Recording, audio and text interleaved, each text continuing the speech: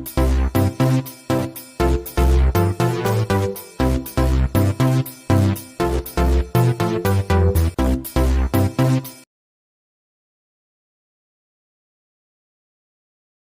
Student, standard 8 मध्ये आपल्याला chapter number 2 parallel line and ट्रान्सव्हर्सलचा अभ्यास करायचा आहे.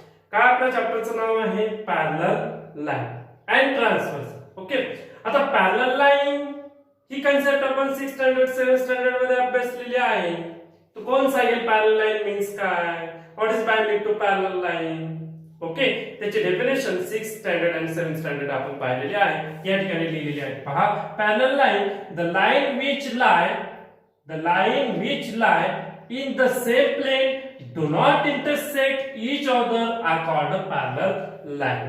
मीन्स एकाच प्लेन मध्ये, एकाच पृष्ठभागामध्ये तुम्हाला दोन लाईन दिलेल्या असतील. ओके, दोन किंवा दोनपेक्षा जास्त लाईन असू शकतात, पण त्या दोन्ही लाईन एकाच प्लेन मध्ये डू नॉट इंटरसेक्ट म्हणजे त्या कधी एकमेकांना छेदू शकत नाही. अशा दोन लाईनला काय आपण म्हणतो? Parallel line. ओके, ही त्याची डेफिनेशन या ठिकाणी 6 स्टँडर्ड 7 स्टँडर्ड आपण पाहिलेली आहे. नेक्स्ट पॉइंट येतो आपला ट्रान्सव्हर्सल. नेक्स्ट पॉइंट काय आहे आपला? ट्रान्सव्हर्सल. आता ट्रान्सव्हर्सल मीन्स छेदिका. ट्रान्सव्हर्सल मीन्स छेदिका. आता ही छेदिका मीन्स, ही ट्रान्सव्हर्सल मीन्स काय पहा? इफ अ लाईन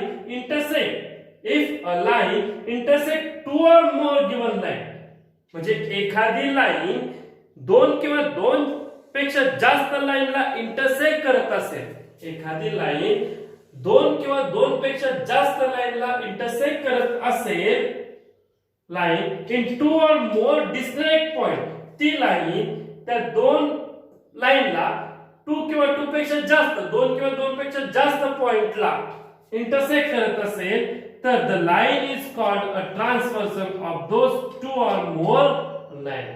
म्हणजे दोन लाईनला, दोन पॅरलल लाईन असतील, अदरवाइज दोन कोणत्याही लाईन असतील, त्या दोन लाईनला स्पर्श करून जाणाऱ्या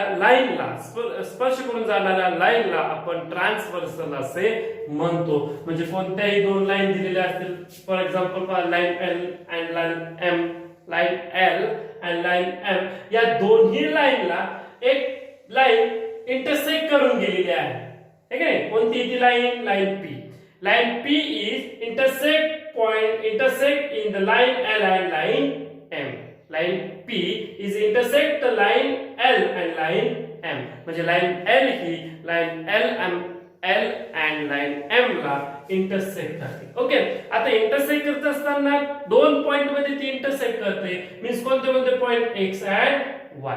राईट, म्हणून लाईन L ला ट्रान्सव्हर्सल लाईन असे म्हणतात. ओके, मग या ट्रान्सव्हर्सलचा आपल्या पॅरलल लाईनशी काय पॉइंट कनेक्टेड आहे? बघा, सपोज दोन पॅरलल लाईन दिलेल्या असतील, दोन पॅरलल लाईन दिल्या असेल आणि त्या दोन पॅरलल लाईनला एक ट्रान्सव्हर्सल जर इंटरसेक्ट करत असेल, दोन पॅरलल लाईनला एक ट्रान्सव्हर्सल इंटरसेक्ट करत असेल, तर त्या ठिकाणी आपल्याला अँगल्स मिळतात. ओके, अशा बघा, या ठिकाणी आपल्याला भरपूर अँगल मिळतात, या ठिकाणी पण आपल्याला भरपूर अँगल मिळतात. राईट, मग हे अँगल मेड बाय अँगल हे तयार होतात. हे अँगल तयार होणारे जे अँगल आहेत ते कोणते कोणते अँगल आहेत? हाच पुढचा पॉइंट आपल्याला पाहायचा आहे. म्हणून पुढचा पॉइंट आहे angles made by a transversal. जर दोन पॅरलल लाईनला एक लाईनने इंटरसेक्ट केलेलं असेल, ती ट्रान्सव्हर्सल असेल, तर त्यापासून तयार होणारे काही अँगल आपल्याला माहित असणे आवश्यक आहे. मग आता त्यापैकी फर्स्ट वन अँगल कोणता आहे पहा? Corresponding angle. काय आहे? Corresponding angle. करस्पॉन्डिंग अँगलला मराठीत संगत कोन असे म्हणतात. Corresponding angle. ओके, आता हे करस्पॉन्डिंग अँगल पाहायचे असेल तर या ठिकाणी एक फिगर दिलेली आहे पहा. सपोज लाईन L आणि line M is parallel line. Line L parallel to line M. Line L आणि लाईन M ही काय आहेत रे? पॅरलल लाईन आहे. आणि लाईन X इज ट्रान्सव्हर्सल. ही काय आहे? लाईन X ही त्या लाईन L आणि M ची ट्रान्सव्हर्सल आहे. आणि या ट्रान्सव्हर्सल पासून तयार होणाऱ्या अँगल पैकी फर्स्ट पण पॉइंट येतो करस्पॉन्डिंग अँगल. ओके, आता करस्पॉन्डिंग अँगल कसं लक्षात ठेवायचं ते पहा. करस्पॉन्डिंग अँगल लक्षात ठेवण्यासाठी सर्वात महत्त्वाचं आपल्याला करस्पॉन्डिंग अँगल लक्षात ठेवायचं जर असेल तर आपल्याला या दोन लाईन पॅरलल लाईन आणि एक ट्रान्सव्हर्सल मध्ये तयार होणारे जे करस्पॉन्डिंग अँगल आहे ते एफ आकाराचे फाइंड आउट करायचे. हे बघा, करस्पॉन्डिंग अँगल या पद्धतीने तुम्ही लक्षात ठेवू शकता. एफ सिंबल तयार झाला पाहिजे. कोणता सिंबल तयार झाला पाहिजे? एफ. ओके, हे सिंबल ज्या ठिकाणी तयार होतं बघा, या ठिकाणी सिंबल तयार होतात ते एफ सारखे सिंबल तयार होतात. मग ज्या ठिकाणी एफ सारखे अँगल तयार मिळतील तुम्हाला बघा, या इथे एक अँगल, इथे अँगल, इथे अँगल, इथे अँगल, ते अँगल मीन्स करस्पॉन्डिंग अँगल. त्याचा शॉर्टकट आपण लक्षात ठेवायचा की करस्पॉन्डिंग अँगल म्हणजे एफ, त्याची बॉडी तयार झाली पाहिजे. त्या दोन अँगल्सला एक कॉमन आर्म्स असला पाहिजे आणि एक काय पाहिजे, त्याचा पॅरलल आर्म्स आलेला पाहिजे. ओके, पहा आता करस्पॉन्डिंग अँगल आपल्याला फाइंड आउट करायचे. या ठिकाणी करस्पॉन्डिंग अँगलचे कोणते कोणते आणि किती किती पॉइंट्स मिळतात. फर्स्ट वन, एकाचं डायरेक्शन माझ्याकडे असणार पहा, ए बी ई मीन्स हा angle. Okay, A B E angle, A B E and angle D E H, angle D E H. हे पहा, या एफ सारखा तयार झालेला आहे तो असा आहे, है की नाही?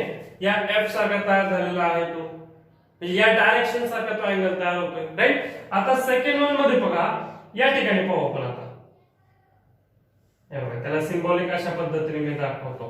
काय आहे पहा, C B E angle C B E and angle FEH and angle FEH.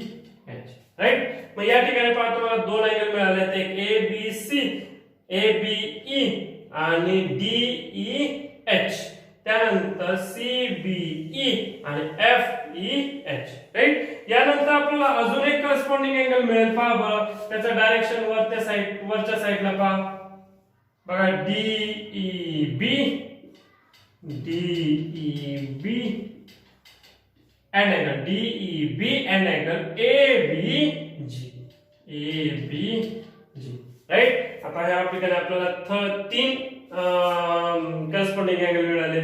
आता करस्पॉन्डिंग अँगल आपल्याला फोर्थ वन कसं मिळतो येतो पहा, या ठिकाणी मी दाखवतो, फुली दाखवलेली आहे, स्टार दाखवलेला आहे. अँगल FEB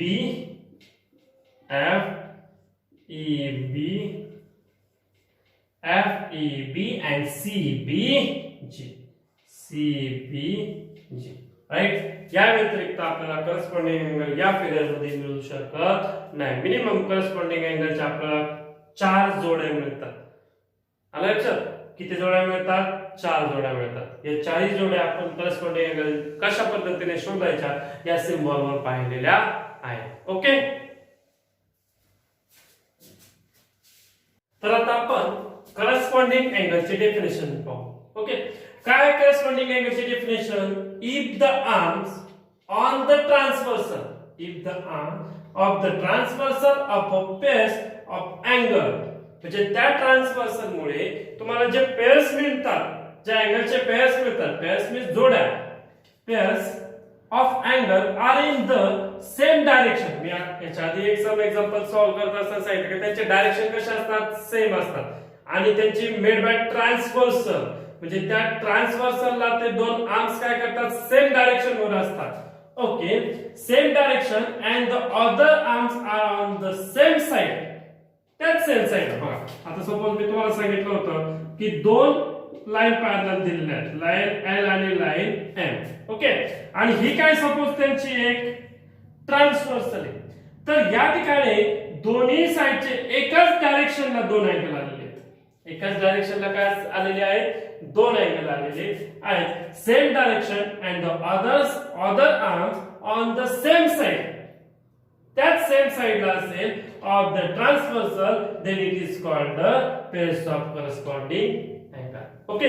मग या डायरेक्शन थ्रू तुम्हाला F सिंबल तयार होतो. बघा, एक ट्रान्सव्हर्सल दोन लाईन पॅरलल दिलेल्या आहेत, या दोन्ही पॅरलल लाईन इंटरसेक्ट कधी होणार नाहीये आणि एकाच डायरेक्शनला आहेत, त्याचं दुसरी साइड सुद्धा एकाच डायरेक्शनला आहे आणि त्यापासून जो तयार होणारा अँगल आहे तो अँगल होता तुमचा करस्पॉन्डिंग अँगल, राईट. मग आता या करस्पॉन्डिंग अँगल वरूनच एक एक्झाम्पल तुम्हाला प्रॅक्टिस सेट मध्ये दिलेला आहे, तो कशा पद्धतीचा एक्झाम्पल आहे ते पाहू आपण. बघा, एक फिगर दिलेली आहे तुम्हाला, ओके. त्या फिगर मध्ये काही दोन लाईन पॅरलल दिलेल्या आहे आणि एक ट्रान्सव्हर्सल दिलेले आहे आणि काही अँगलचे नेम दिलेले आहेत. काही अँगलचे काय दिलेले तुम्हाला नेम दिलेले आहेत, त्याचे मेजर दिलेले आहेत, त्याचे काय ह्या मेजर आहे, ओके. याची मेजर पी डिग्री, याची मेजर क्यू डिग्री, याची आर, याची S, x, W, Z, Y या त्या अँगलच्या मेजर आहेत असं समजा, ओके. आता तुम्हाला the pairs of corresponding angle लिहायचे, त्या करस्पॉन्डिंग अँगलचे काय लिहायचे, पेअर्स लिहायचे, जोड्या लिहायच्या आहेत, ओके. मग आता फर्स्ट वन सपोज आता आपण पी घेतली, okay. Angle P, angle P चं डायरेक्शन कुठे रे, वरती पहा या पद्धतीने, सॉरी या ठिकाणी दिलेला, हा राईट, या ठिकाणी दिलेला आहे अँगल पी, बरोबर.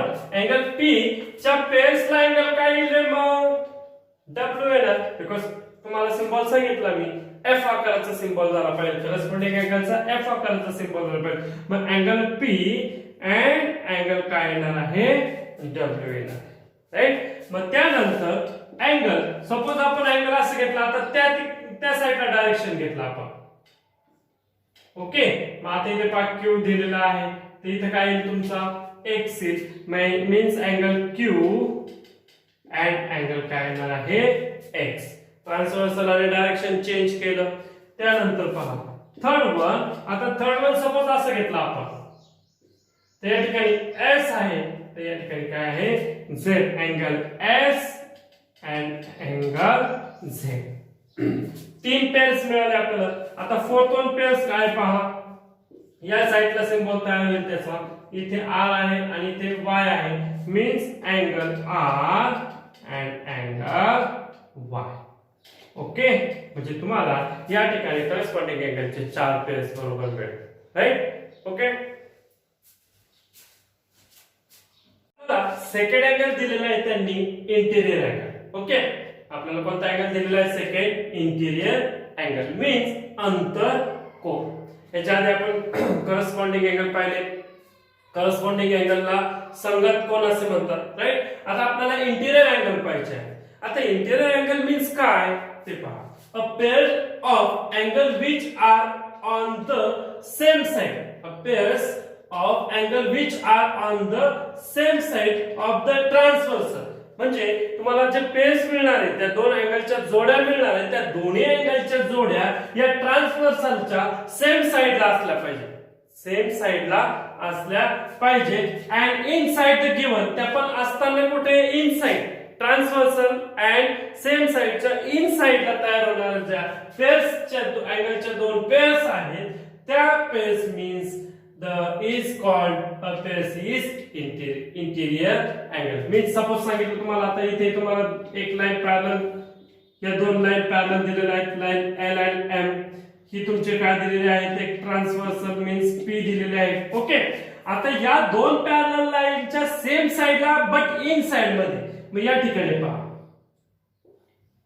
लाईन एल पासून तयार होणार ही एक, हा एक अँगल आणि लाईन एम पासून ट्रान्सव्हर्सल से होणारा एक अँगल, बट सेम साइड, एक त्याची साइड कशी असणार आहे, सेम साइड, आणि एक सिंबल तयार होतो तुम्हाला हा या पद्धतीचा सी, मीन्स या पद्धतीचा, ओके. म्हणजे तुम्हाला या ठिकाणी सुद्धा इंटिरियर अँगलचा एक सिंबल सांगितला मी तुम्हाला, याच्या आधी करस्पॉन्डिंग अँगलचा सिंबल सांगितला एफ सारखा, आता तुम्हाला इंटिरियर अँगलचा सिंबल सांगतो सी सारखा. म्हणजे सी सारखा म्हणजे इन साइड मध्ये जे दोन अँगल होतात ते दोन्ही अँगल कोणते अँगल आहेत, इंटिरियर अँगल आहे, ओके. फॉर एक्झाम्पल आपण इथे पाहू बरं, बघा angle S, angle S and angle W, हे बघा असं दिलेले आहेत त्यांनी, राईट. सी या डायरेक्शन मध्ये दिलेले आहे. अँड सेकंड वन पेअर्स त्याचा तयार होतो angle R and angle X, या पद्धतीने तयार होणार आहे, ओके. या व्यतिरिक्त इन साइड मध्येच आउटसाइडला नाही, इनसाइड मध्ये तुम्हाला दोनच पेअर्स मिळतात.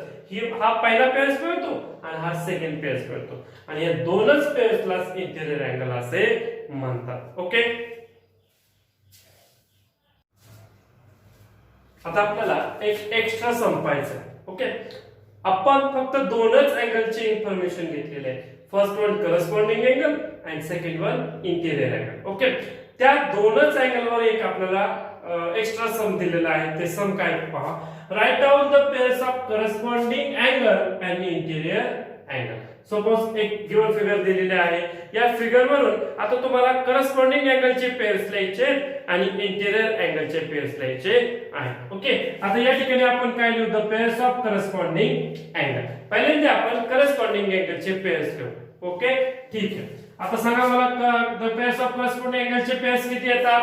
4, राईट. मग आता 4 पेअर्स कोणते आहेत ते शोधू आपण. फर्स्ट वन एफ, जो डायरेक्शन आपल्या माझ्याकडे असेल तो मीन्स पी क्यू टी बा P Q T and second pairs त्याचा येतो S T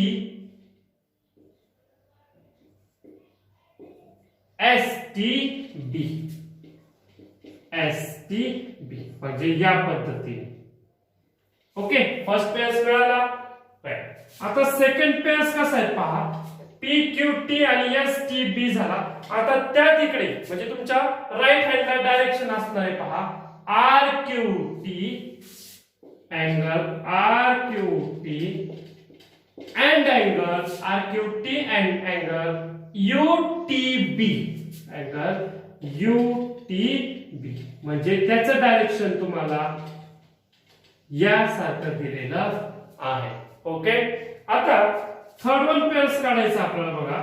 third one pair suppose S T Q पहा. S T Q and P Q A. जे वरती डायरेक्शन दिलेलं आहे पी क्यू ए यासारखं. ओके, आता फोर्थ वन पेअर्स काढायचे आपल्याला. You T Q